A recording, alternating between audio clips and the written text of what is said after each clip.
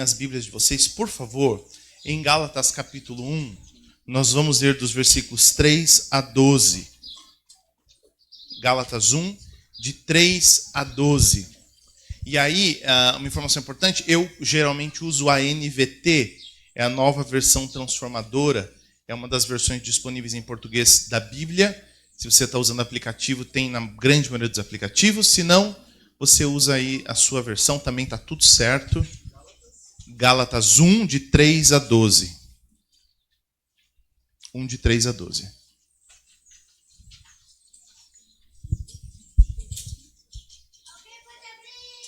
Sua mãe, vai lá.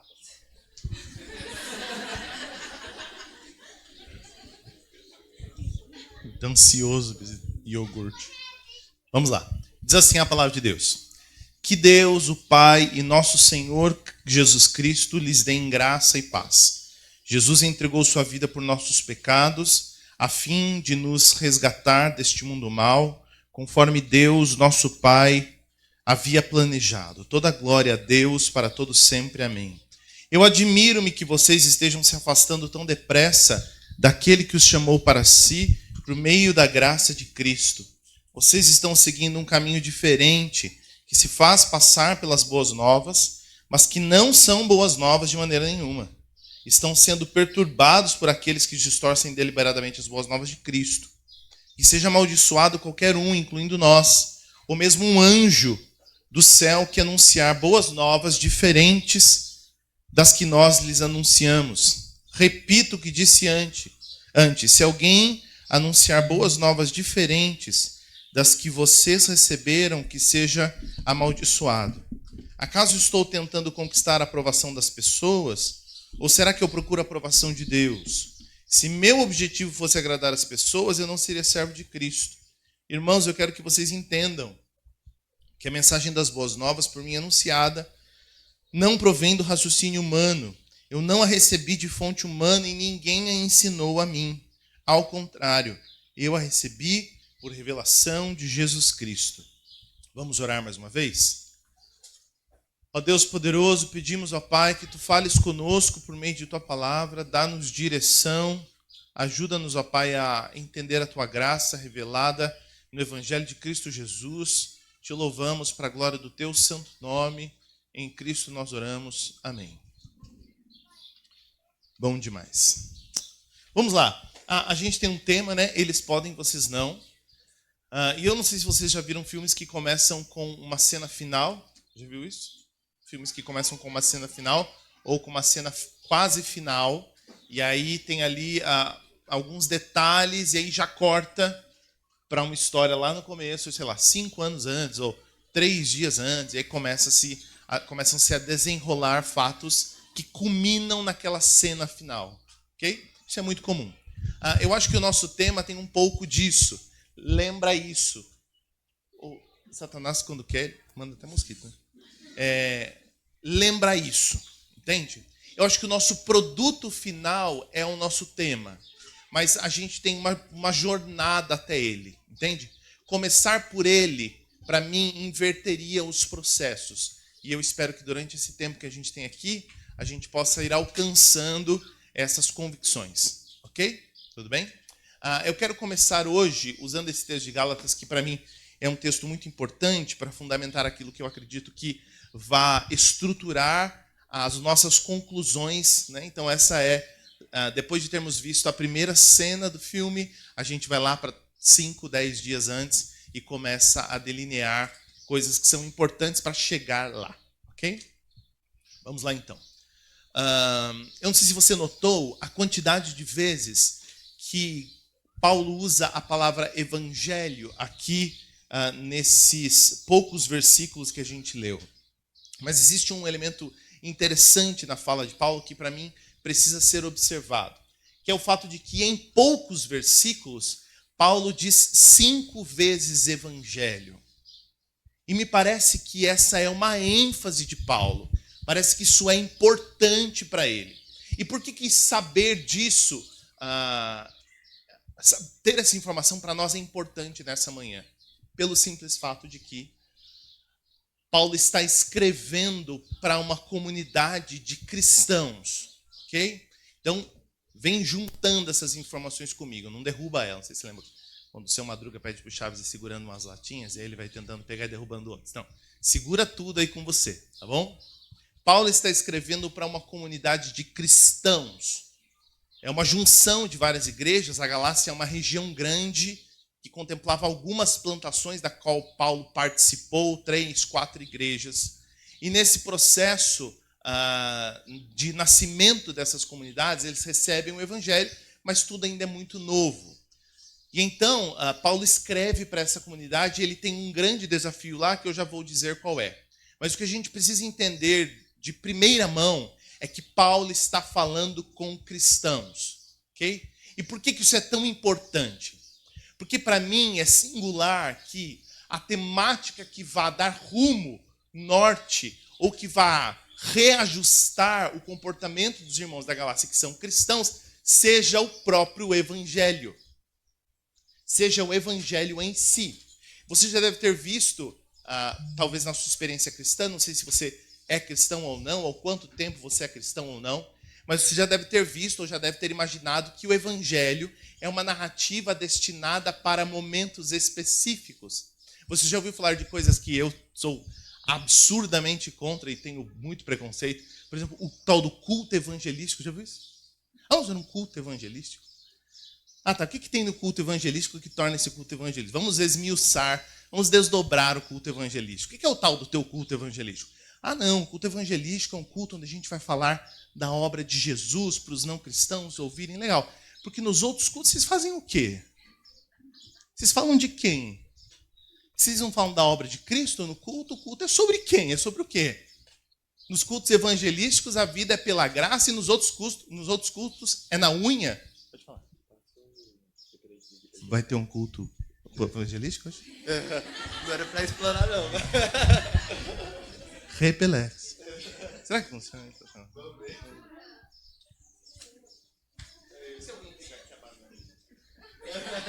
Obrigado, mano. Vai dar bom. Se não intoxicar eles, a mim, pelo menos, intoxica. E aí eu fico pensando assim, nós vamos ter um culto evangelístico, tá? Nesse culto evangelístico vocês vão falar de vamos falar de Jesus. E nos outros cultos vocês falam de quem? De Baal? Falam da Anitta? Falam de quem que vocês falam no culto? Não, a gente fala de Deus. Porque eles são pessoas diferentes. E têm objetivos diferentes. E têm planos diferentes. São pessoas com intenções diferentes. Não me parece ser esse o caso. Mais do que isso, a gente fica com essa noção de que o evangelho é um leitinho muito básico, muito simples, que é destinado para quem não sabe nada, né? Então a gente faz livretinhos. A gente ensina o evangelho para quem? Para as crianças, na IBF, com livros sem palavras. Um folhetim que a gente mostra para a pessoa na rua. A gente não, a gente estuda teologia. Pesada. Dark teologia. Negócio assim, pesado, denso mesmo. Entende?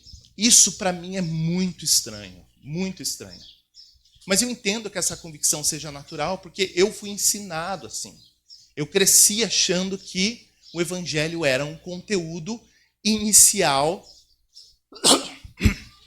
completamente introdutório, destinado apenas para as pessoas que estão começando ou que nada sabem, e que depois que você já conhece a Cristo, o evangelho passa a ser uma temática, só que você comunica às pessoas que estão chegando.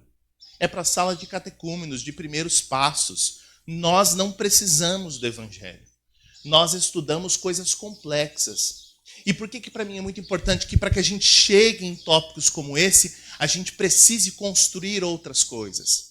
Porque se eu e você estamos tentando viver a vida cristã sem o evangelho, sem que a nossa narrativa de vida toda seja encharcada nas pautas do evangelho, então toda a nossa tentativa de vida santa e vida cristã, ela é feita na unha. Na unha. É na força. É na raça. É na minha própria motivação. É na minha capacidade de ser mais ou menos diligente para com os alvos que eu fiz para mim mesmo. E aí algumas pessoas são mais dedicadas, outras são menos dedicadas, umas são mais metódicas, outras são menos metódicas, mas no fim das contas é sobre quem corre mais rápido. É sobre quem tem mais força, quem tem mais disposição, quem tem mais convicção. Entende? Isso, para mim, isso não é só problemático. Isso é anti-evangélico. Isso é o que Paulo está chamando aqui no livro de Gálatas de maldição. Isso, para mim, é tão danoso, tão venenoso. É mais venenoso do que pregar algo contra o evangelho. É pregar um evangelho que ele é um conteúdo inicial, mas que logo pode ser descartado, e uma vida cristã que é feita na base da pressão, da opressão e da unha, da raça. Entende? Porque o meu ponto é que o evangelho não funciona assim. Ele não foi revelado para funcionar assim. E você sabe que é assim, meu irmão. Porque você sabe que há pecados com os quais você luta e você às vezes tem a impressão que não os conseguirá vencer. Porque talvez você pensa assim, eu não tenho tanta motivação para enfrentar isso. Ou é maior do que eu não tenho convicção bastante para me desdobrar disso. Nossa, eu tento e não consigo. Eu já vi gente falando assim, eu fiz uma promessa com Deus. Se eu fizer isso de novo, Deus pode mandar um raio na minha cabeça. Não, você não precisa fazer isso para mandar um raio na sua cabeça. Você já poderia ter mandado há muito tempo. Na verdade, é o que você merece. Há muito tempo. Ele não precisa ficar esperando o seu próximo pecado para não gostar de você. Ele já poderia não gostar de você há muito tempo.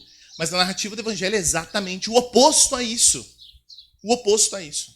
E eu temo também que, a depender de determinadas classes, por exemplo, quando nós estamos com juventude, é uma tendência pessoal de gastar o nosso tempo com juventude, oprimindo-os e pressionando-os a deixar de ser quem são na base da força, do medo.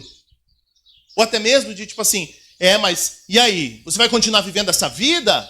Vai até quando vivendo essa vida? Para de viver essa vida. Vai começar a carregar tua cruz quando, cara? E aí? Quando é que você vai começar a fazer alguma coisa a respeito? Parece um coach, parece que o Paulo Marcelo colou no seu pescoço. Fica gritando para você fazer as coisas. Meu Deus, como assim? E aquela pessoa que fala assim, cara, eu concordo, eu também quero, mas eu não consigo. O que eu faço com isso? Será que não existe algo anterior a isso? Será que não existe um problema prévio? Porque se eu pegar uma pedra gigante e for nessa pedra e começar a gritar para a pedra, pedra mexe, pedra sai daqui, pedra vai para lá, não importa o volume da minha voz, a quantidade de chantagens, de pressões, de ameaças que eu faça para a pedra, ela não vai se mexer, ela não tem vida. E se não tem vida ali, nada vai acontecer. E como é que eu inicio a vida cristã numa narrativa de graça, numa narrativa de misericórdia e de um movimento do próprio Deus para comigo? E o resto da vida é vencida na unha. Entende? Eu cresci assim. Talvez você tenha crescido assim também. Eu cresci com os meus pais dizendo que eu tinha que obedecer para não envergonhá-los. Porque sim, como é que você tem coragem de não fazer essas coisas? Você tem que fazer. Olha o que você está fazendo na nossa família passar. Eu não criei filho para isso. Mas em que momento que os meus pais eram também pecadores? Eu não soube disso minha vida inteira. Ninguém nunca me disse isso, nem mesmo eles. Não estou querendo criar um caos com os meus pais. Tá tudo bem, os meus pais, a gente se ama. Tá tudo certo. Quando a gente é pai, a gente faz o que dá, né? É o pai que dá. Vai aprendendo com a vida. Mas eu cresci assim. Dizendo, faça porque sim. Deixe porque não pode. Mas por que não? Porque não pode. Porque não pode. Eles podem, você não. É isso. É isso. Mas não. É isso. Ponto final. Entende? Para mim isso é sintomático. É profundamente problemático. Existe um contexto anterior. Você vai notar que todos os 6 versículos de Gálatas, a gente vai falar muito sobre o livro de Gálatas, os 6 capítulos de Gálatas, Paulo está retomando e revisando, e recapitulando, e redesenhando. Sabe quando você fala assim, cara, eu vou desenhar para ver se você entende. Então é isso que ele está fazendo, ele está desenhando e redesenhando, ele está espacando, dando mortal na frente dos irmãos da Gálatas. Fala assim, gente, vamos ver se vocês entendem. É o evangelho desdobrado, para poder explicar a vida de maneira global. Ok? Partindo desse pressuposto, eu particularmente sempre vou encaminhar as pessoas para a narrativa do evangelho. O que tem que fazer com que eu seja um marido melhor é o evangelho. Uma esposa melhor é o evangelho. Um estudante melhor é o evangelho. Um trabalhador melhor é o evangelho. Um amigo melhor, um filho melhor, um ser humano melhor é o evangelho. Percebe? Então, se eu tenho uma demanda natural pelo evangelho, se eu nem conheço o evangelho, eu tenho um problema severo. E é sobre isso que eu quero que a gente fale nessa manhã. Há pelo menos 4 aspectos que eu quero ressaltar nessa manhã, que são uma espécie de teste. Sabe esses testes que você faz? Antigamente os testes da Capricho. Quem é da época da Capricho? Vocês compravam Capricho? Será? Na Capricho eu. Não, a sua irmã comprava Capricho. Aí na nossa época, que a gente era adolescente, tinha Capricho, revista Capricho. As meninas compravam fazer os testes. Você seria uma boa namorada para o Edward do Crepúsculo? Aí fazia um teste, sim ou não. E tal. Hoje em dia tem os testes do BuzzFeed, né? Tem outros testes que você faz na internet. Você saber de que casa de Hogwarts que você é, para você descobrir aí qual a sua profissão e tal, e assim por diante. Você vai fazendo esses testes. Eu acho que esses tópicos que eu vou apresentar aqui são bons mecanismos para você testar a sua relação com o Evangelho. E se você tirar menos que 4, menos que 3, são 4 tópicos, menos que 3, menos que 4, você começa a se assustar, tá? A gente tem um problema que pode ser resolvido, mas você precisa estar atento para essas coisas. Perfeito? Vamos lá. Em primeiro lugar, eu acredito que o que Paulo está falando para os irmãos da Galácia é sobre o poder do Evangelho. Qual é a problemática que Paulo está enfrentando aqui? É basicamente o seguinte. A Galácia é uma região não judaica. Então, você precisa pensar que quando você fala para um judeu sobre o nosso pai Abraão, ele fala, eu sei, Abraão, eu sei. Entendeu? É como falar de time de futebol para brasileiro, time de futebol brasileiro para brasileiro. Via de regra você conhecerá. Agora, se você for usar uma analogia de um jogador do passado brasileiro em outro país, talvez você pense, mas do que você está falando exatamente? Então, quando você fala de judeus que começam a ouvir o Evangelho, é fácil usar figuras do Antigo Testamento para fazer analogias e para explicar a ordem das coisas. Agora, a questão é que na Galácia nós estamos falando de uma região não judaica. Então não tinha como a pregação de Paulo ou o evangelho que eles receberem ter grandes associações com figuras importantes do Antigo Testamento, porque eles não tinham esse know-how. Eles não tinham esse conhecimento prévio. Eles não eram judeus, eles não cresceram desde crianças ouvindo sobre Moisés, os nossos antepassados e Abraão, porque Deus e a arca e Moisés e Davi, eles não tinham essas informações. Eles eram gregos, eram romanos, eram bárbaros, eram gente que tinha outros hábitos, eles tinham outros deuses. Se eram gregos, eles cultuavam o panteão de deuses gregos. Se eram romanos, os deuses romanos. Era aquela misturança toda. Eram geralmente politeístas, muita idolatria, prostituição cultural, parâmetros de cosmovisão completamente outros. Esse tipo de gente. E muitas dessas pessoas se convertem ao cristianismo. E aí o desafio de Paulo para os irmãos da Galácia é que no momento em que eles se convertem, que eles são convertidos, que eles passam a crer em Cristo, o sindicato do evangelho baixa lá na Galácia. Basicamente, o que nós chamamos de judaizantes, que eram homens que tinham esse contexto, né, esse panorama judaico, eles vão para a Galácia para pressionar os irmãos que tinham acabado de se converter, que então eles assimilassem hábitos judaicos. Então o que acontece é que o cara lá, meu Deus, descobri quem é Jesus, que legal, muito bom, eu amo a Cristo, uma nova vida, quantas coisas para aprender. O sindicato já baixava lá e falava assim, então, mas agora você vai ter que se circuncidar, tem as festas, tem os hábitos, tem os banhos, tem os rituais, tudo você tem que cumprir. Não é assim, agora está tudo muito lindo, agora você tem que chegar junto com todas essas questões judaicas que você não está fazendo. E Paulo vai para cima deles, gente, não, está completamente errado. O Concílio de Jerusalém, em Atos 15, vai lutar veementemente contra isso. Basicamente, o que o Concílio de Jerusalém faz em Atos 15 é dizer, gente, quem é judeu e se converteu ao cristianismo e quiser ainda manter hábitos judaicos, tudo bem, não tem problema. Ok? Mas não há obrigatoriedade de que pessoas que não são judeus, de que eles assimilem hábitos judaicos para dentro da vida deles como parte do processo. Uma espécie de, pode entrar, mas depois que você entra tem um pagamento. Não sei se você lembra, uma coisa, isso revela a minha idade, né?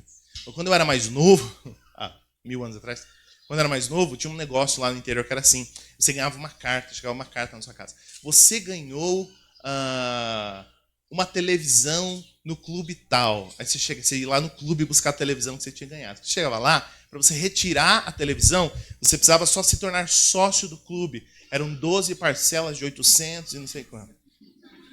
Só para retirar a televisão que você ganhou, aparentemente. Então era basicamente isso. Você ganhava algo, né, pela graça de Cristo Jesus, você passava a ser filho de Deus, mas andava 3 metros, já tinha um primeiro pedágio, com um judeu falando assim, não, tudo bem. Mas e aí, já circuncidou? E o véu? E as roupas? E os rituais? E as comidas? Para de comer isso aí, não pode. E as festas? Está guardando? Está fazendo? Não está fazendo, a gente tem um problema severo. Paulo fica irado com isso. Ele vai gastar 6 capítulos do livro de Gálatas brigando com os judaizantes, se opondo a eles, e aí então sim, usando muitas figuras do Antigo Testamento, porque eles conheciam essas figuras, para mostrar que, inclusive, os nossos pais no Antigo Testamento não foram salvos por suas obras, mas pela fé em Cristo Jesus.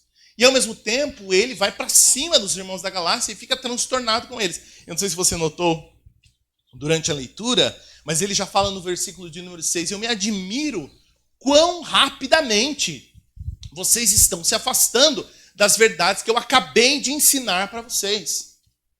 Não me parece uma saudação muito comum, né? Paulo, geralmente, em outras cartas, gasta os primeiros capítulos, ou pelo menos o primeiro capítulo. As cartas não eram em capítulos, né? Mas uma boa parte do começo da carta, elogiando, louvando a Deus pela vida daqueles irmãos, pela obra que Deus fez. No livro de Gálatas, não. No livro de Gálatas, quando você abre a porta, você dá um chute na porta e sai falando, brigando, você não sabe nem de onde está vindo aquilo. É basicamente isso. Gente, pelo amor de Deus. Chegou uma carta de Paulo, vamos ler. E admiro que vocês são as pessoas horríveis e não melhoram. Acho que não era isso que eu estava esperando. Mas Paulo já começa, gente, como assim? Isso é de primeira ordem, isso é de primeira importância. Eu acabei de pregar para vocês sobre um evangelho de graça, onde vocês não são inseridos para dentro da aliança por meio do desempenho de vocês, e logo depois de 2, 3 metros, a gente já tem no primeiro pedágio gente querendo que o desempenho de vocês seja considerado para que vocês continuem nessa aliança, ou para que vocês efetivem esse acordo. Isso para Paulo é muito problemático, ok? Então agora que você entende isso, você percebe que Paulo já inicia falando sobre o poder do evangelho no versículo 6. Veja comigo, ele fala, admiro-me que vocês, o versículo que estava falando, né? Admiro-me que vocês estejam se afastando tão depressa daquele que os chamou para si por meio da graça de Cristo. Vocês estão seguindo um caminho diferente que se faz passar pelas boas novas. Paulo está lembrando os irmãos da Galácia sobre essa obra poderosa de arrastá-los para perto de si por meio da graça de Deus. Ele está dizendo, vocês acabaram de ser transportados graciosamente de um ambiente de trevas para um ambiente de luz, e vocês já estão se afastando dessas verdades. A ideia aqui, meu irmão, é que a chamada do evangelho, ela é muito poderosa. Muito poderosa. A palavra chamado na Bíblia implica uma ação muito forte, muito tremenda da parte de Deus de nos trazer para perto deles. É diferente de quando nós, por exemplo, eu tenho um filho pequeno, né? Quem tem filho pequeno sabe disso. Você fala para o filho fazer uma coisa e ele não faz. Fala, filho, vem aqui.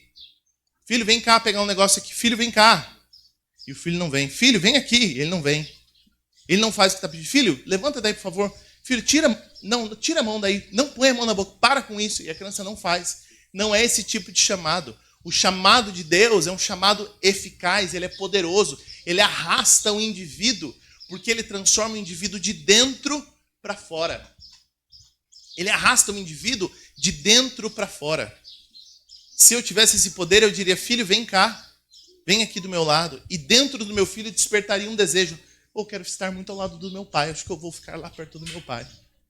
Não é que ele teria ouvido o meu chamado e dito, então, sei, será que eu vou? Agora estou brincando aqui, será que eu não vou? Não, esse é o chamado de gente incapaz, não poderosa como eu. Eu falo, meu filho faz essa associação mental, ele pensa, será que eu devo, será que eu vou, será que eu não vou? Quando Deus nos chama é diferente, ele nos chamando de dentro para fora. Quando Deus brota desejo no nosso coração, parece que é a gente mesmo que está querendo. A gente fala assim, nossa, acho que eu preciso mudar de vida. A gente acha que foi uma convicção que a gente chegou, mas é o próprio Deus nos arrastando para algo. O chamado de Deus é profundamente poderoso. Deus diz que as coisas devem acontecer e elas acontecem. A palavra de Deus tem esse poder. Se você se lembrar do início de todas as coisas, quando Deus cria o universo, ele diz, haja luz, e a luz aparece. Ela não fica, não sei se devo, se não devo. Diz, haja luz, e ela acontece, ela simplesmente aparece. As coisas se dão, as coisas se movem, porque Deus chamou-as para acontecer. É um chamado poderoso. De forma que o primeiro teste que você deve fazer é perceber se o poder do Evangelho é de fato algo que interveio na sua história.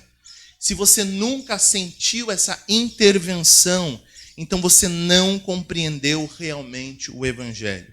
O Evangelho é o poder de Deus agindo para salvar, transformar e intervir diretamente nas vidas. Então a primeira coisa é que o Evangelho está, para que você perceba se o Evangelho está na sua vida, é perceber se houve uma intervenção. Você consegue notar o momento onde Deus interveio na sua história, onde Ele deu um chacoalhão em você. Você teve uma colisão, um impacto com a graça de Deus. Você consegue se lembrar desse cenário? Você tem uma sensação de que tem algo acontecendo com você, algo mudando a sua vida? E perceba, Deus tem várias formas de chamar as pessoas. Não se preocupe, às vezes você cresceu na igreja e às vezes você não consegue se notar de um dia, um episódio muito marcante que tenha mudado a sua vida, está tudo bem. No relato dos evangelhos, a gente tem todo tipo de chamada. A gente tem chamadas mais espetaculosas. Se você se lembrar, por exemplo, do ladrão na cruz, um momento muito crucial no fim da vida dele, muito cinematográfica, últimas oportunidades. Ele fala com Cristo, diz, lembre-se de mim quando entrares no paraíso. E Jesus diz, sim, conte com isso. Quando eu entrar, você vai estar lá comigo. Quando você se lembra de Paulo, o impacto de Cristo falando diretamente com Paulo, e há pessoas que se lembram desses episódios.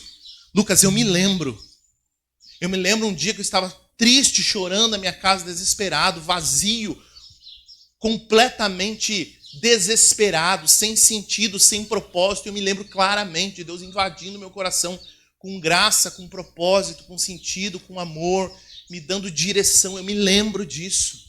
Eu me lembro um dia que eu fui num acampamento, eu fui num culto, e o pastor fez um apelo e eu fui à frente. Eu me lembro claramente dos acordos, das alianças que Deus fez comigo, de como aquilo mudou. Dali para frente, a minha vida se transformou completamente. Sim, há episódios assim, pode ser que essa seja a sua história.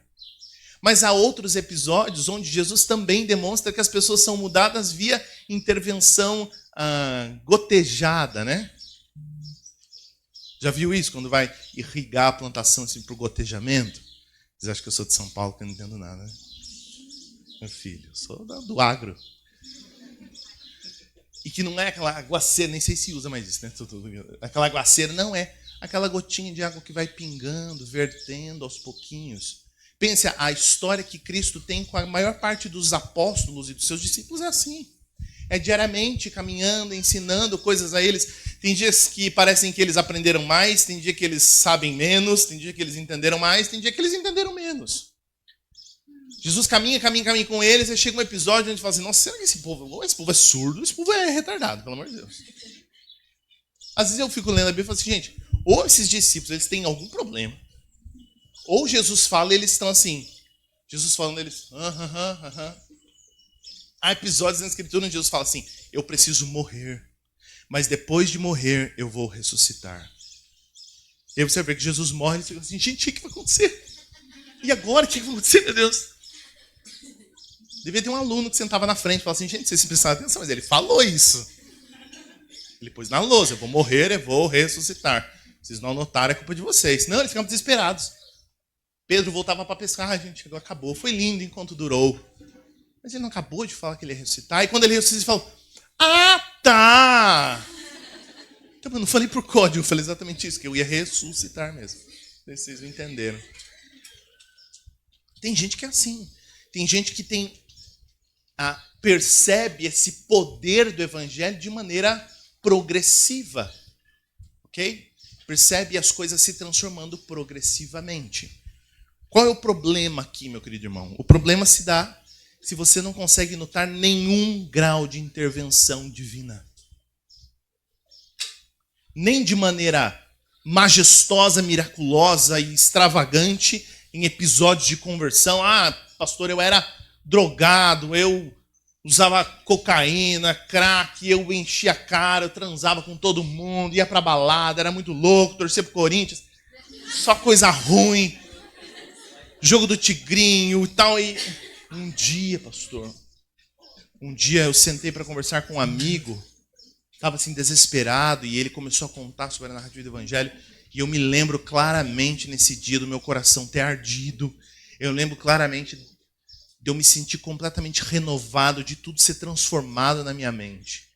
Ou você consegue me dizer, Lucas, eu me lembro disso. Por mais que eu tenha crescido na igreja, meus pais me levaram na igreja desde criança, eu me lembro de olhar para trás e ver episódios onde eu não tinha noção nenhuma do que estava acontecendo e de como hoje eu tenho clareza da obra de Cristo na minha vida. Eu consigo notar, essa é a minha história particularmente. Eu sou filho de presbítero, presbiteriano desde criança, assim por diante. Vou na igreja desde criança, a vida toda, EBF, escola dominical, sem segredo. Mas me lembro claramente de, na minha adolescência, essas coisas fazerem sentido. Não eram mais as histórias, não era mais a fé dos meus pais, não era mais uma informação. Era o próprio Deus em seu poder invadindo a minha história. Meu querido, e para mim isso é fundamental. Por que eu não posso começar te dizendo assim, eles podem, você não? Porque não tem como eu te dizer para você deixar um hábito ou você não fazer algo se você não foi profundamente transformado. Profundamente transformado. É como ficar brigando com uma pedra, chutando um cachorro morto. Entende? Lá em São Paulo, a gente tem a maior quantidade de moradores de rua em uma cidade no Brasil. Na pandemia, subiu de 10 mil para 40 mil pessoas em situação de rua. A grande maioria deles, ou usuário de crack, ou usuário desse K9, que é uma nova variação do crack, pior ainda, ou eles são usuários de bebida alcoólica ou tudo misturado. Em situação de rua mesmo. Eu levo e trago meu filho, e ele estuda ali perto do centro, eu preciso passar por essa região, gente. E eles ficam migrando, né? Parece The Walking Dead. Eles ficam migrando, assim, porque a prefeitura precisa limpar as áreas onde eles ficam. Então a polícia vem empurrando eles, igual gado, vem empurrando, eles vão para outro lugar, aí limpa aquela área, aí eles se espalham. Então cada dia eles estão num lugar. E às vezes eles estão na rota onde a gente passa. É assustador. É assustador. A gente suja, a gente, sabe, queimada de sol, seminua, criança usando crack na rua. É um negócio assim, é assustador. Não dá para chegar assim e falar assim, para com isso. Onde já se viu usar crack? Você sabia que isso faz mal? Ah, não sabia. Olha, se você não me fala, eu achando que era igual Herbalife isso aqui. Se você não me fala, cara, pessoal, faz mal isso aqui, vocês não sabiam disso? Não sabia. Ó, pronto, resolveu. É igual homem aconselhando mulher, né? Ai, meu amor, eu tô angustiado, eu tô preocupado. Amor, para com isso. Pronto. Parei. Resolveu. Resolvi. Nunca mais. Como que eu não pensei nisso? Só parar. Olha aí, hein? Entendeu? Nossa, você tá acima do peso. Precisa emagrecer. Ah. Cara, que sacada boa, hein? Que sacada boa. É só fazer dieta. Ah, você precisa fazer uma dieta. Ah, olha aí, hein? Você não fala, eu ia ficar na dúvida. Não vai adiantar, não é uma questão só de comunicar algo. Para com isso. Deixa essa vida. Isso não faz bem para você. Não é só uma questão cognitiva. Tem uma história que eu adoro contar, e aqui em um lugar novo eu vou contar. Tem uns lugares que eu já contei tantas vezes que a galera me detesta já por causa dessa história, mas eu vou contar. Porque aqui é novidade. Então, se vocês souberem, tiverem visto em algum lugar, finjam que é a primeira vez. Senão, e achem legal, hein, por favor. Antes de fazer o seminário que eu fiz agora, né, quando eu fui morar em São Paulo, eu fiz um seminário interdenominacional quando eu era bem novo, tinha 17 anos, fui para esse seminário. E uma das primeiras matérias no primeiro ano era evangelismo. Tem essa perspectiva bem, que para mim é um absurdo hoje, né, de que o evangelismo é uma coisa para um público específico. Mas, de qualquer forma, a gente tinha que escolher um método de evangelismo que a gente quisesse. Aprendi ali os pilares, né, de um processo de explicar o evangelho para alguém. E a gente, depois, no último dia de aula, tinha que descer no centro da cidade com o professor, ele apontava uma pessoa e você ia conversar com essa pessoa e ele ficava igual fiscal olhando de longe, vendo o que deu, né? Se a pessoa chorasse, ganhava mais nota. Não. E aí você tinha que explicar o evangelho e ele, na verdade, só queria saber se você comunicou o conteúdo correto. Porque não tem muito o que fazer, né? Há um sentido que chega uma linha onde você não consegue passar. E ele apontou uma moça que estava sentada numa lanchonete, comendo uma coxinha assim, falou, eu falei, eu fui na moça. Aí eu falei, oi, tudo bem? Posso falar com você e tal? Então, não sei se já ouviu falar, mas assim, o mundo tem um problema, que é o pecado destruiu tudo, os homens não têm mais contato com Deus, eles precisam ser salvos da graça. Eu falei, tal, e foi me ouvindo, e eu contando. Então Jesus morreu na cruz, e então ele pagou nossos pecados, e é uma obra salvadora, e é gratuito, você não precisa fazer nada, é uma obra maravilhosa, você só precisa crer, né, se arrepender dos seus pecados, sua vida vai mudar, Falei, fiz ali todo o meu processo, né? E aí, então eu disse assim, e então? Você quer crer em Jesus? Ela falou assim, hoje não, obrigado, moça. Por isso que você não está entendendo. Eu não estou vendendo tapuer, não. Não é um negócio que eu vou passar depois outro dia aqui vendendo. Se você quiser, você compra um bolo no pote, não é isso?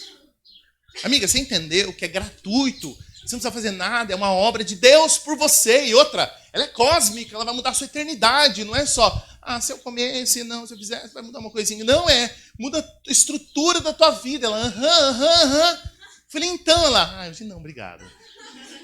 E eu fiquei com uma raiva, fiquei com a estrela queimada no inferno. Falei, não. Tá na live, né? E aí, pessoal da live? Internet aí, né? Pra cancelar a gente. E aí, aquilo me deu uma angústia. Falei, gente, como assim? Mas perceba, não é um processo cognitivo só. Não é só uma informação. De forma que, meu querido, eu não quero saber se você sabe replicar informações que correspondem ao Evangelho. O que é o Evangelho? É Jesus, mas é mais do que isso. Não é o Cristo que foi entregue para morrer por nossos pecados, que viveu uma vida de obediência, o Filho de Deus, o Cordeiro de Deus para tirar o pecado do mundo. É o Cordeiro de Deus que tira o meu pecado. Quando foi isso? Sabe me dizer quando isso aconteceu na tua vida? Você consegue distinguir quando o poder de Deus impactou a tua história? Não consegue. Então a gente já começa com um problema. Pode ser resolvido, tá? Mas já é um primeiro alarme, é uma primeira bandeira vermelha levantada. Quando é que isso aconteceu com você? Em segundo lugar, é saber se você tem uma convicção clara do conteúdo do Evangelho. Isso é muito caro. No processo de plantar uma igreja, a gente usou, leu, releu, visitou, revisitou o livro Igreja Centrada, do Timothy Keller. Não sei se você já leu, mas se você não leu, vai ler, um livro maravilhoso. É quase que um manual, né? uma bíblia grossa, assim. E ele é dividido em 3 partes. Fala sobre o Evangelho, sobre a cidade e sobre o movimento. E quando ele fala sobre o Evangelho, os primeiros capítulos são o que é o Evangelho. E aí você pode pensar, nossa, mas como assim? Né? Isso é uma coisa tão básica. O que é o Evangelho? Se eu perguntar aqui, qualquer um sabe. Não sabe. Não sabe. Porque a Bíblia toda, ela afunila as coisas, as histórias, os personagens para o Evangelho. Ela circunda, ela rodeia, ela floreia tudo em torno de uma única linha poderosa que é o Evangelho. Mas o Evangelho, efetivamente, é um conteúdo específico. É Deus amando o mundo. Deus amando o mundo é muito genérico. A Anitta também acha que o Deus dela ama o mundo. Deus amando o mundo é muito genérico. É Jesus morrendo. Não, por quê? Como? Qual é a demanda? Qual é o problema? Como isso muda a história? Como isso invade a realidade? Quais são os planos de Deus? Ou seja, é um conteúdo específico. E Paulo é muito incisivo com os irmãos da Galácia a respeito disso. Porque perceba, olha como isso é sutil. E esse é um dos grandes dilemas do livro de Gálatas. Há uma armadilha sutil na sua relação com o Evangelho, que se você não nota, você cai nela, porque você não conhece o Evangelho. Não conhece o Evangelho. Paulo vai dizer no versículo 9, repito o que disse antes, se alguém anunciar boas novas diferentes das que vocês receberam, que seja amaldiçoado. O que Paulo está dizendo é, gente, eu preguei um evangelho para vocês. É isso. Ponto final. O que esses judaizantes estão trazendo para vocês, ainda que eles pareçam irmãos, não é evangelho. E não é só como você tolerar uma outra denominação. Irmãos de uma outra igreja que tem algumas diferenças teológicas, litúrgicas, eclesiológicas, soteriológicas com você, mas são irmãos em Cristo, está tudo bem. Não. O que os judaizantes estão propondo aqui é uma alteração que muda por completo o processo. Quem é de exatas aqui sabe. Quem não é, não sabe. Mas quem é de exatas sabe. Eu não sou, então não sei. Cadê? Mas quem está fazendo Enem sabe disso. Você pega a fórmula, pega a conta lá na prova. Os mosquitos, alguém... Gente, estende as mãos, vamos repreender, vamos queimar todos os mosquitos agora. Você sabe, tá lá os números da fórmula da conta matemática. Você olha e sai fazendo do jeito que você quer a conta. 2 mais x menos 4 ao quadrado dividido por @.com.br e tal, igual não sei quanto. Vou começar aqui pelo final. Acho que hoje eu quero começar aqui. Não, e se eu trocar? Tirar esse aqui por para cá, esse aqui para cá. O que acontece, meu amigo? Entendeu? Não funciona Bluetooth. Internet, entendeu? Que funciona tudo com número. Tem que ser assim, tudo exato. De quem é programador já viu isso. É um TI aqui. Então, você faz uma fórmula gigantesca e chega no final, você dá Enter, não funciona. Aí você tem que ficar caçando naquele mapa de coisa que você programou, onde está essa porcaria desse erro. 8 horas programando isso aqui, onde está esse erro? Aí lá vai você, igual a sua avó que fazia tricô, procurar o ponto que ela errou. Aí lá você. Cadê? Onde que eu errei isso aqui? Onde que eu errei? Pra você achar. Não é uma coisa que você fala assim, hoje eu... Isso é coisa de gente de humanas, né? Faz faculdade federal, faz letras, que é livre. Espírito livre, né? Hoje eu me sinto uma árvore. Hoje vamos abraçar o sol. Hoje eu quero amar, hoje não quero. Isso é coisa de gente livre, né? Exatas é quadradinho. O evangelho é assim, gente. Existe um elemento no evangelho que ele é rigoroso. Um conteúdo que não está disponível para você manipular como quiser. Fica aqui comigo. A briga de Paulo com os judaizantes é essa. A mudança que vocês estão propondo não é que ela deixa o evangelho com uma outra cara, um evangelho personalizado. Ela desconfigura o evangelho. O que os judaizantes estavam propondo era basicamente uma narrativa onde você faz, você performa e então você é aceito. Você cumpre o que é preciso, você se adequa às regras e então você é aceito. E o evangelho é necessariamente o oposto a isso. Você é aceito, então você se adequa às regras. Isso é fundamental, porque se eu peço a alguém que se adeque a regras, sem que o coração dele seja mudado, à noite a gente vai falar bastante sobre essa ideia do coração, mas alguém que se adeque a novas regras, a um novo padrão de vida, sem um coração mudado, é dar murro em ferro frio. É pedir a um defunto que levante do caixão e saia andando. Nada vai acontecer. E mais, é problemático em si, porque a narrativa do evangelho apresentada pelo próprio Deus não é essa. Não é essa, não é Cristo do céu dizendo assim, olha gente, vou dar um prazo. Vou dar um mês para vocês, ver se vocês melhoram. Estou olhando daqui. Se vocês melhorarem, aí eu desço. Tem que me chamar, vamos lá. Igual criança CBF, né? Chama o fantoche, tá fraco. Chama o fantoche mais forte, vamos lá. Zequinha, de novo, Zequinha. Eu tenho que ficar lá debaixo. Jesus, não, ainda não vou descer. Ainda mais forte, vamos lá. Não melhoraram tanto ainda não, dá para melhorar, vamos ver. Não, ainda não. Agora sim, então lá vou eu, entendeu? Não tem isso. A narrativa do evangelho é clara. Nós somos amados enquanto ainda éramos pecadores, sem nada para oferecer, detestáveis. Detestáveis. Pessoas horríveis. Então, se eu inverto esse processo, eu não estou personalizando, eu não estou fazendo pequenas adaptações, eu estou despejando veneno num copo de água boa, deixando toda ela prejudicada. Portanto, meu querido irmão, o conteúdo do evangelho é fundamental. Qualquer conteúdo, qualquer proposta que inverta esses ensinamentos, ela é danosa. E eu ouso acreditar que é mais danosa do que pregar mentiras completamente opostas ao evangelho. Porque o que é pregado de maneira completamente oposta ao evangelho é evidente. É claro, é gritante. É gritante. Agora, pregar um pseudo-evangelho com sutilezas que você acha que está indo bem, mas não está, isso para mim é problemático. Eu me lembro quando teve um ano que o Porta dos Fundos lançou um especial de Natal. E era um especial de Natal que zombava da pessoa de Cristo. Você teve até um que acho que Jesus era gay. É um negócio todo assim, todo bagunçado. Aí eu me lembro, gente, arranja uma água para mim, que eu, sim, não estou. Parece que eu faço crossfit, mas eu não faço. Nós, né, mano? Mas o que importa é tocar guitarra. Assim. Aí o que acontece? Eu me lembro os crentes, nossa, gente, que absurdo que eles fizeram. Zombando do Natal desse jeito. Anitta agora, vocês viram que absurdo? Post, a barriga dela, o próprio filho do demônio dentro da barriga dela. E vocês acharam que a Anitta ia fazer o quê? Que o Parto Fundo ia fazer o quê? Gente, vamos parar as piadas durante dezembro para celebrar o nascimento do Filho de Deus, Cristo Jesus, que tira o pecado do mundo. Aleluia. A gente vai mudar os vídeos do canal esse mês. Trouxe só pastores, né? Augustos, Hernandes, Sarachiva, só gente boa. Pra vir falar aqui, trazer verdades. Bênção do evangelho para a nossa vida. Não, gente, são ímpios pecando. Qual a novidade disso? Ímpios pecando, zero novidades. Isso aí não é danoso, isso aí você sabe, isso é óbvio. Ah, porque querem forçar o aborto. Ah, porque ideologia de gênero. Mas é isso aí mesmo, gente. Vocês estão esperando o quê?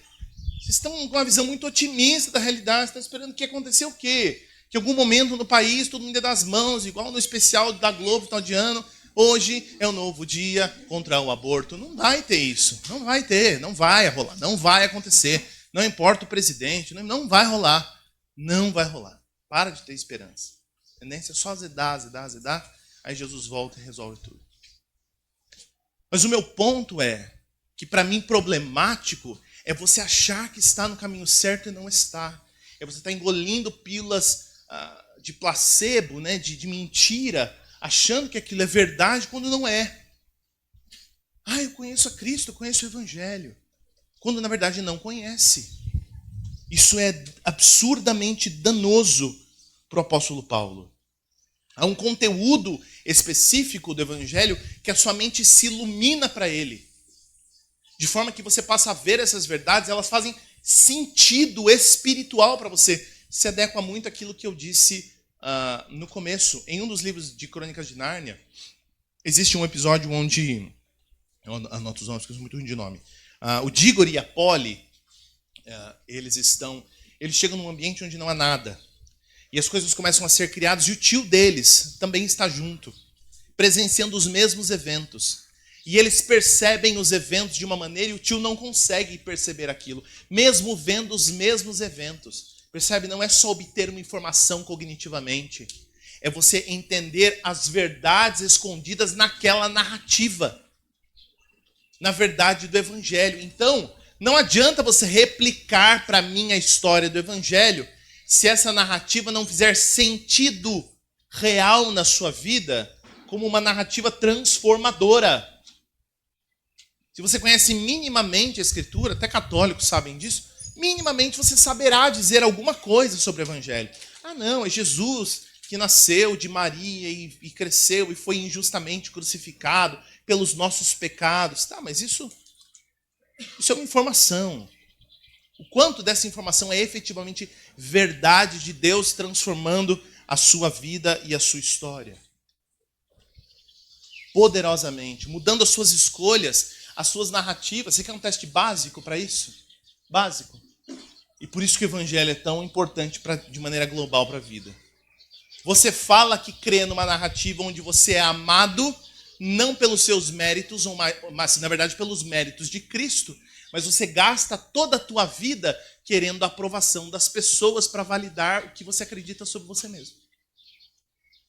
Se você não é bom, se não te aplaudem, se não te elogiam, se você não é colocado num lugar de destaque, se não te elogiam pelo seu conhecimento, pelos teus diplomas, pela tua beleza, pelas tuas conquistas, você se sente mal porque você quer ser validado pelo teu desempenho.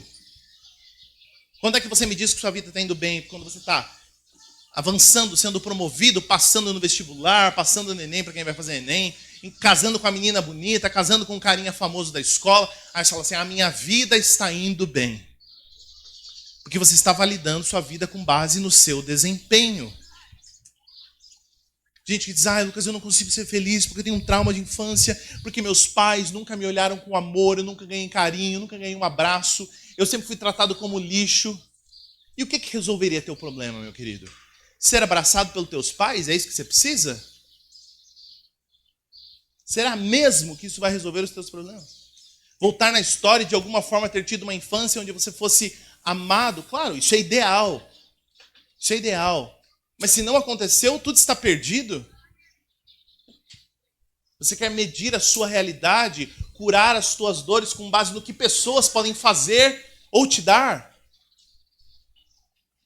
Mas você não consegue desdobrar o evangelho para outras áreas da vida. Lucas, qual é o teu nome? Juliana. Eu detesto Juliana. É só teatro, tá, Juliana? Será que não? Teatro. Não te conheço. Assim, aquilo que a Juliana fez para mim, ó. Eu não consigo engolir. Toda vez que eu penso, começa a me dar batedeira no coração. Essa raiva, eu não consigo lidar com essa raiva que eu tenho da Juliana. Eu estou até disposto, assim, a me entender de novo com ela. Mas ela vai ter que também se provar. Ela vai ter que mostrar para mim que ela merece. Claro, exatamente, porque o evangelho é isso. É você mostrou que você merecia, né? Você validou o seu comportamento. Você é uma pessoa maravilhosa. A gente conversa que você é maravilhoso, né? Você é a flor do campo, você, assim. Todo mundo quer ter você por perto. Você é uma pessoa incrível, por puxar, assim, teu histórico, né? E aí Jesus falou assim, eu preciso ser amigo desse cara, ele é incrível, ele é maravilhoso. E você feriu o caráter de Deus de diversas formas e continua fazendo, e Deus espera você dar uma melhorada para poder ter algum relacionamento com você. Percebe? Eu quero lidar com o outro quando ele me fere com medidas que são anti-evangélicas. Eu quero retribuir as pessoas com medidas anti-evangélicas. Ou seja, é uma narrativa estéril, né? Ela fica ali guardada numa bola de cristal e que ela não consegue sair, escapar dali para tocar a vida real. Tocar a vida real. Se eu não conseguir passar nesse bendito Enem para entrar nessa faculdade, o que meus pais vão falar? Eles vão me odiar. Eu não vou ter sentido na minha vida vai acabar. Vai acabar por quê? Que você vai ser realmente um bom filho quando você passar. Você não é um bom filho. E não vai ser. O bom filho é outro. Outro que é o bom filho. Que já se entregou em nosso lugar.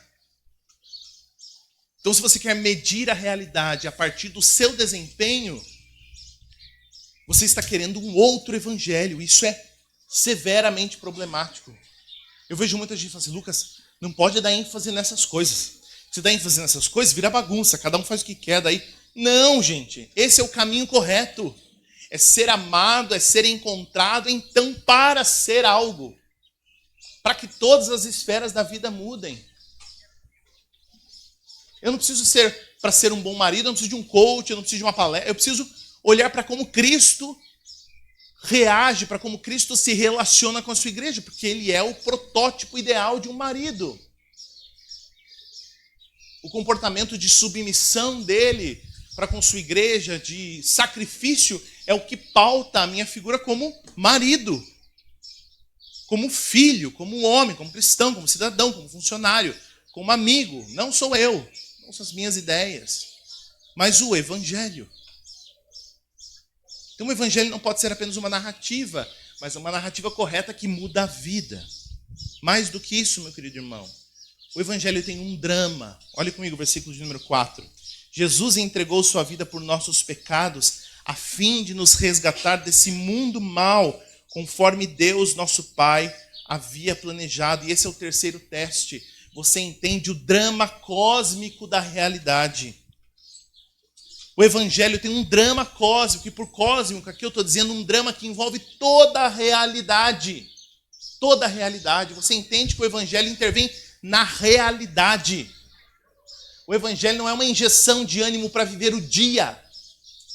O evangelho é uma intervenção estrutural, cósmica, na realidade, no mundo, no que existe. De maneira, então, que quando você encontra o evangelho, isso vai alterar a sua percepção de mundo de maneira global. Global. Isso muda teus planos para a vida. Isso muda teus alvos, muda tuas expectativas. Muda tudo. Muda tudo. Vamos pensar em alguma coisa aqui bem cósmica, bem poderosa. Bem poderosa. Uma guerra, por exemplo. Imagine que hoje instaura-se uma guerra, efetivamente contra o Brasil mesmo, e a gente está aqui conversando, cai uma bomba em Rio Verde. O que você riu? O Brasil todo vai cair em Rio Verde, né? Muita bomba, é muita, vai cair em tudo quanto é canto. Inclusive em Rio Verde. Bem nas plantações de soja que tem aqui. Uma bomba gigantesca, aquela coisa toda e tal. Caindo bomba, gente morrendo e tal. E você tá aqui assim, gente, amanhã é Enem, né? Posso atrasar, tem que atrasar de Enem, né? Perde horário, não entra. E bomba caindo e gente morrendo. Cadê meu pai? Meu pai estava na estrada. Será que chegou? Será que não chegou? Será que tá vivo? Será que não tá? Gente, amanhã é redação, cara. Eu sou ruim em redação. Amanhã, o que é amanhã? A maligna, né? Matemática, eu sou ruim de matemática, o Senhor me ajuda. E o mundo pegando fogo à sua volta. Parece absurdo, né? Parece absurdo. Realmente absurdo. Sabe quem pensa assim? Criança. Criança pensa assim. Criança pensa assim. Ontem a gente teve um episódio, a gente estava lá no hotel e meu filho ficou bravo com a minha esposa porque ela o proibiu de fazer algo e ele teve uma reação que a gente não tolera, né? Não aprova. Ele reagiu brigando com a minha esposa de uma forma que a gente não tolera de forma alguma. E aí eu fui conversar com ele e falei, filho, isso é um absurdo, porque eu estou profundamente envergonhado do que você fez, você não foi feito para isso, você está desonrando a sua mãe, a gente faz isso com ninguém, que saca a sua própria mãe. Essa é uma resposta muito absurda para a vida, e falei, e ele começou a chorar. Eu falei, e por conta disso, era tudo por causa do tal de um blazer, olha, né, meu filho ele é psicótico com roupa, é por causa de um blazer que ele invocou, que ele quer por segunda, que a gente vai num casamento. Ele invocou com essa história desse blazer abençoado, né? E aí brigou com a minha esposa por causa do tal do blazer. Eu falei, filho, você não vai mais usar esse blazer. Eu aluguei um blazer, eu vou jogar dinheiro fora, eu ponho fogo nesse blazer, você não vai usar esse blazer. É como quando o pai arrancava o computador da tomada. Você não vai usar esse blazer, não vai. Você perdeu o privilégio de usar o blazer por conta desse seu comportamento. E aí, beleza, mas ele estava claramente triste, chorou, minha esposa ficou muito triste. Aí depois ela foi conversar com ele e falou, filho, você viu o que aconteceu? Por que você está assim, que você está triste? Ele falou, porque eu não vou usar o blazer. Entendeu?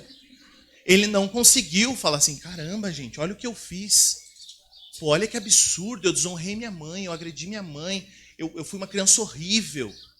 Olha que absurdo, olha onde eu cheguei por causa de uma roupa. Sabe todos os desdobramentos filosóficos, emocionais que você poderia ter depois de uma briga? Ele não consegue ter.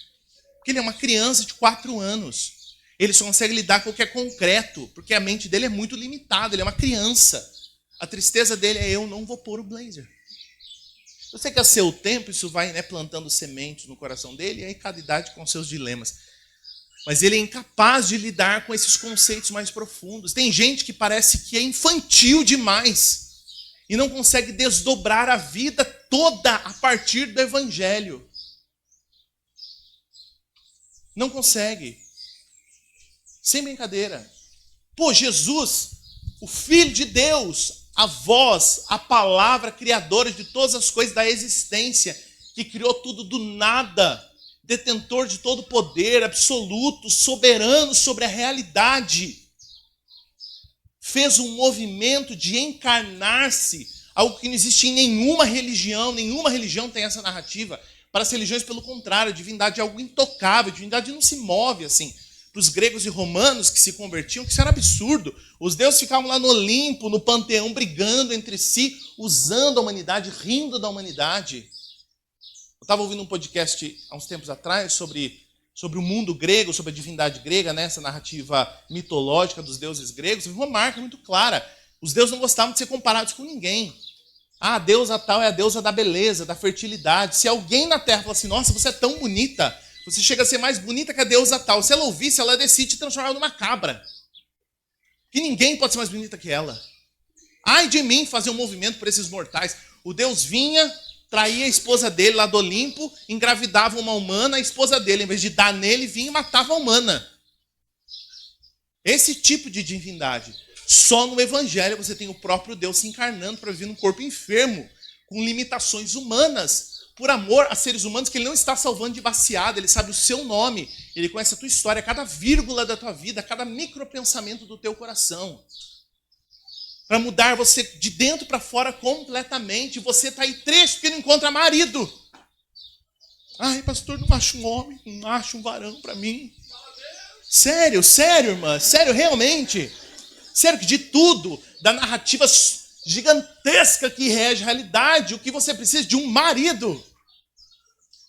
Ah, quando entrar um marido, faça-me um favor. Parece meu filho querendo blazer. O mundo pegando fogo e você preocupado com o Enem. Porque se meu chefe não me elogiar, tá bom, faz parte. Vou pensar que teu chefe pode ser, por exemplo, pecador, não vai conseguir te elogiar. Ele só pensa nele. Tu vai medir tua vida a partir disso. Se eu não ganhar tanto dinheiro, se eu não for próspero nesse nível, se eu não ganhar essa atenção, se eu não alcançar os meus alvos, então a sua vida é muito mais do que isso.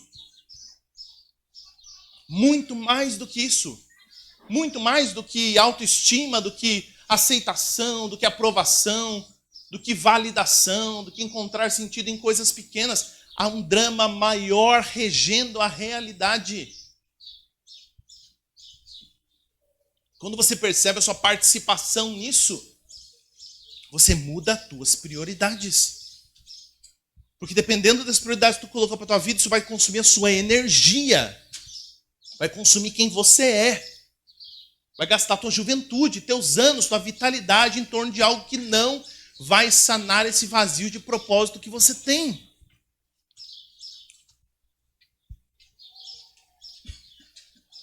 Entende?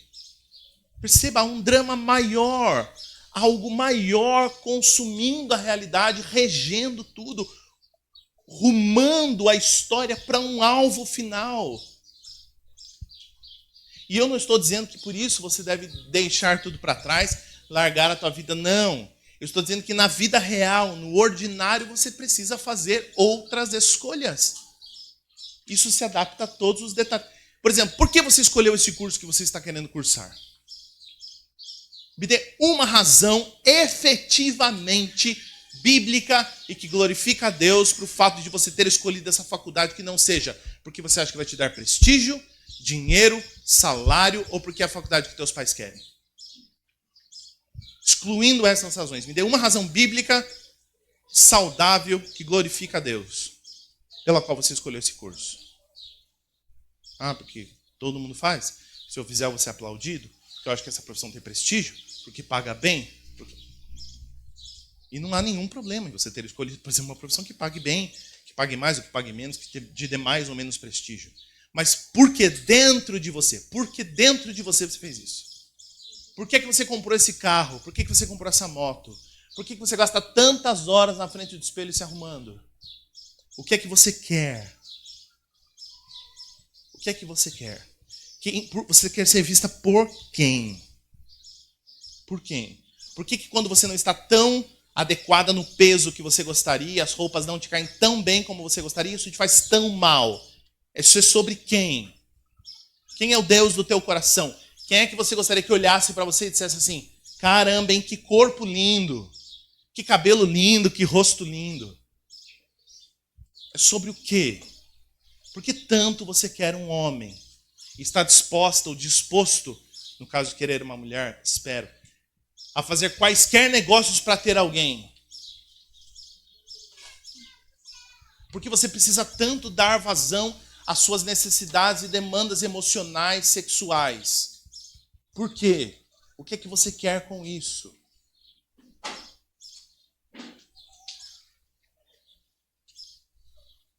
O que está escondido por trás disso?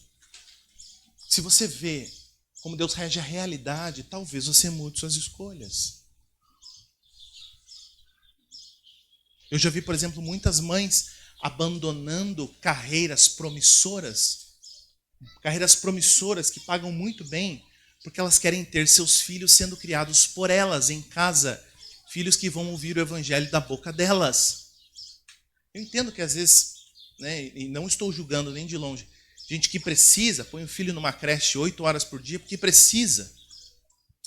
Mas não, em muitos casos, as famílias não precisam. Mas a mulher, ela precisa se validar, ela precisa encontrar um lugar onde ela é apreciada. Ela vai fazer isso em casa. vestindo uma leg rasgada, a camiseta de eleição, com a criança ranhenta puxando a barra da saia dela? Será que é isso mesmo que vai dar glamour e valorização para essa mulher que quer se emancipar e ser livre disso? Por que o casalzinho que casou vai se dar o trabalho de botar uma criança para dentro da casa? Se eles estão vivendo os dias mais maravilhosos deles, viajando, comprando, ela vai para o shopping, passeia, ele jogando o Play 5 dele. Por que ele vai botar uma criança para dentro de casa para estragar com esse palácio de cristal que foi criado? Não, vamos ter filhos, vamos ter pets. Vamos ter pets. Ai, os pets são quase filhos, né? Filhos de... Fala de quem? Pelo amor de Deus. Para com isso, gente, pelo amor de Deus. Cada vez menos filhos. O Afeganistão não. A religião islâmica enchendo o mundo de filhos. Enchendo o mundo de novos islâmicos e a gente não quer ter filhos. Porque eles vão estragar, a gente está tendo o nosso momento, a gente quer se curtir. Tem um amigo que ele fala muito sobre família e filhos, e sempre tem alguém que nas caixinhas manda assim, mas como é que a gente pode curtir a vida antes dos filhos? Ele fala, fazendo filhos. Mas como a gente pode curtir a vida depois dos filhos? Com os filhos. A gente está viajando aqui, é claro, a gente ama ficar sozinho, eu e a Giovana, é muito maravilhoso, por motivos aqui que não vamos detalhar, né? Obviamente. Mas é a primeira vez que a gente está viajando, trazendo o José, e está sendo maravilhoso, muito gostoso ter ele perto da gente. Entende? Então, se você entende o drama cósmico, como o evangelho está mudando o propósito das coisas, você altera as tuas escolhas. Talvez não dê tempo de fazer tudo isso que você planejou nessa tua lista, que envolve só teus sonhos, teus planos. Talvez não dê tempo de comprar esse carro, não dê tempo de encontrar esse homem, essa mulher, essa faculdade. Talvez depois que você parar de usar todas as meninas que você conhece, de deturpar todas as meninas à sua volta, quando você quiser casar com alguma, não vai dar mais tempo, né? Então existe um drama regendo a realidade. Em último lugar, meu querido irmão, para que a gente possa finalizar, existe uma intimidade no evangelho. Olha o que diz o versículo de número 6. Admiro-me que vocês estejam se afastando tão depressa daquele que os chamou para si. E esse é o quarto e último teste. Quando você compreende o evangelho, você entra num relacionamento pessoal com o próprio Deus. De forma que você precisa ter uma informação clara no seu coração de se esse Deus se tornou o seu Deus. Se você se encontrou com Cristo pessoalmente. Que isso não seja a igreja, a religião dos teus pais, dos teus amigos. Eu conheci um cara uma vez que ele tinha perspectivas filosóficas de direita política, né? Muito fortes. E ele achava que o cristianismo se adequava às perspectivas políticas de direita que ele tinha. Então, por isso que ele se dizia crente. Porque ele achava que o cristianismo era a coisa mais próxima da coisa que ele mais gostava no mundo, que era alegar que ele era de direita política. Só que esse castelo vai ruindo em algum momento. Não dá para ser o Deus da moral que você aprova, ou o Deus dos seus pais, ou o Deus da história de alguém. Tem que ser o Deus da sua vida. Paulo está dizendo que Deus chamou esse povo para Ele. Para Ele. Quando eu falei sobre Deus salvar a humanidade, existe esse elemento coletivo, e ainda mais com a igreja nos tornando essa realidade coletiva, mas a salvação é individual e pessoal. Cria um relacionamento com você. Deus te conhece, sabe o seu nome, conhece a sua história. Há vários episódios do Evangelho que relatam Cristo parando a multidão para lidar com uma pessoa. Zaqueu sobe na árvore para ver Jesus. Jesus para o que está fazendo e diz, Zaqueu. Não é? Gente, vocês viram que tem um cara em cima da árvore ali? Não tem ninguém na árvore. Talvez nessa que você acordou assim, assustou. Não tem ninguém na árvore. Vocês viram? Pelo amor de Deus, desce aqui, vem ouvir aqui embaixo. Não. Espera só um minutinho, pessoal. Zaqueu, desce, eu vou dormir na sua casa hoje. Quero falar com você. Jesus está, e aquela gentarada apertando, né, parecendo, Jesus, resolve aqui meu INSS. Jesus, paga aqui o meu imposto de renda. Ai, Jesus, me ajuda aqui, eu tô com uma dor no ciático. Ai, Jesus, nada contra dor no ciático, pastor Juliano aí, viu? Tô com uma dor no ciático. Eu tô com um negócio aqui, ai, Jesus, minha sogra, mata minha sogra. Ai, Jesus, faz alguma coisa, resolve meu problema e tal. Opa, peraí. Alguém encostou em mim. Não, isso aí é óbvio, né? Todo mundo encostou. Mas tem gente encostando em você. Não, uma mulher encostou em mim. Preciso falar com ela. E ele vai falar com aquela mulher. Pô, Jesus está pregando. Imagina eu estou pregando aqui. Começa a descer um homem do teto. Falou, galera, vamos ter senso também. Pô, só tem vocês no universo? Pô, é esse nível de desrespeito. O Filho de Deus está falando e vocês entram pelo teto para atrapalhar a minha pregação. Vocês, por favor, entrem na fila. Doente que nem vocês têm um monte. Acho difícil vocês terem alguma demanda aqui que outra pessoa não tenha. Entende? Ah, Jesus, a minha filha está morrendo. Olha, cara, também assim, não dá também, assim, eu sou Deus, mas eu me encarnei, então não dá também para resolver a demanda de todo mundo, eu vou fazendo o que posso. Agora eu vou sair daqui, estou tratando com essas pessoas, eu vou sair daqui para ir lá ver teu problema. Não, Jesus fala, então tá bom, vamos lá. Então você percebe? Existe um sentido em que o evangelho é algo pessoal. Cristo conhece o seu nome. Você tem um relacionamento íntimo e pessoal com Cristo. E não lê errado o que eu estou dizendo. Eu não estou perguntando se você lê a Bíblia diariamente, se você faz devocional, se você ora diariamente. Esse é assunto para outro momento, a gente já chega lá. Estou perguntando se quando você fala de Deus, quando você fala de Cristo, você está falando do seu Deus. Do Deus da sua vida. O Deus que salvou a você, que conhece você pelo nome. Que quando você se aproxima para falar com ele, ele fala assim, oi Lucas, pode falar. Sim, Lucas, eu vi o que aconteceu essa semana. É mesmo.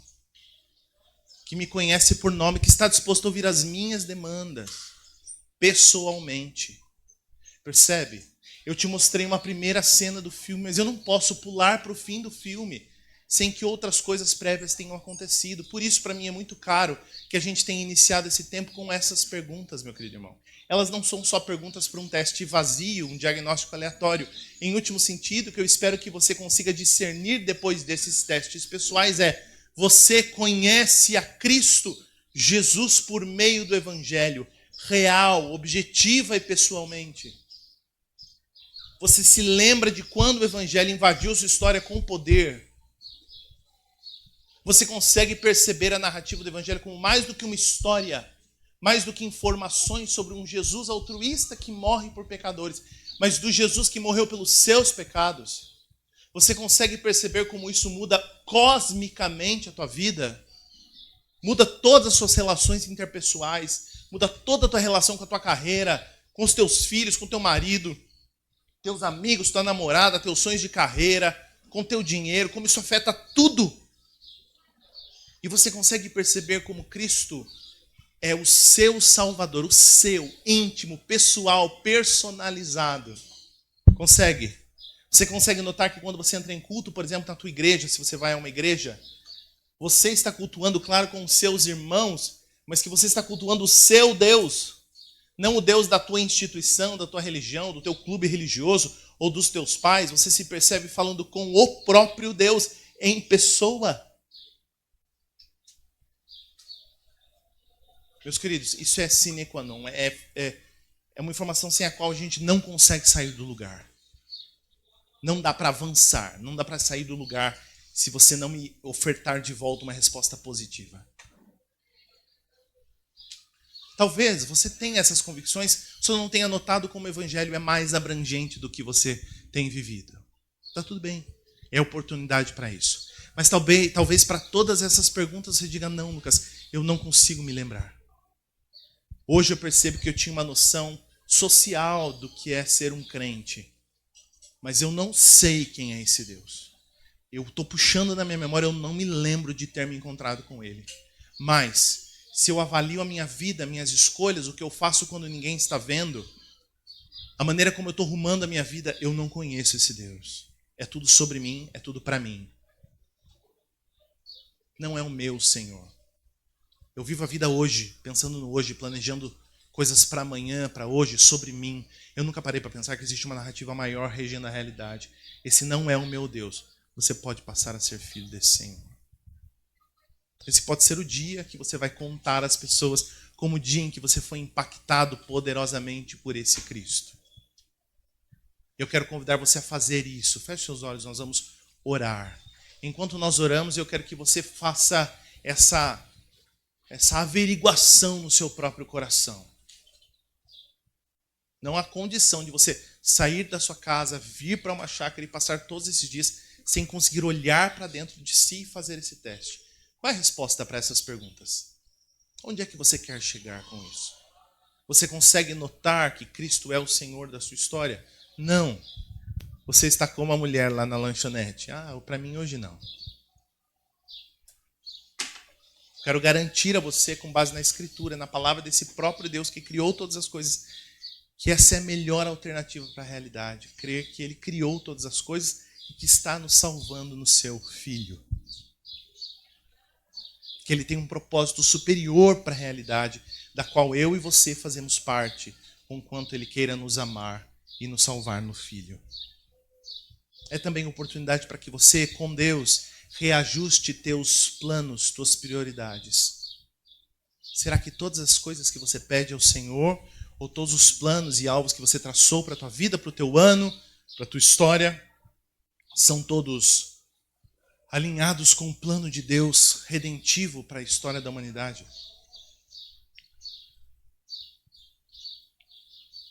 Vamos orar. Jesus Cristo, nós nos colocamos diante de Ti, ó Senhor, e pedimos que Tu invadas nossa história, mudes o nosso coração, nos transformes, ó Deus, de dentro para fora, para que de dentro para fora nos tornemos outras pessoas. É muito mais do que aquilo que podemos ou não podemos ser ou fazer, é muito mais sobre Cristo Jesus sendo em nós o que nós não podemos ser, mudando-nos completamente de dentro para fora, para que nos tornemos a imagem do Filho para a glória do Teu santo nome.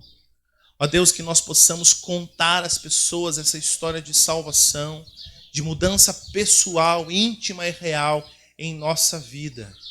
Muda-nos, ó Deus, completamente, de dentro para fora, para a glória do Teu nome em Jesus. Invade os corações, faz a obra que apenas o Teu Espírito pode fazer. É muito mais do que informação, ó Deus. É, na verdade, o Teu Espírito operando salvação, iluminação nos corações.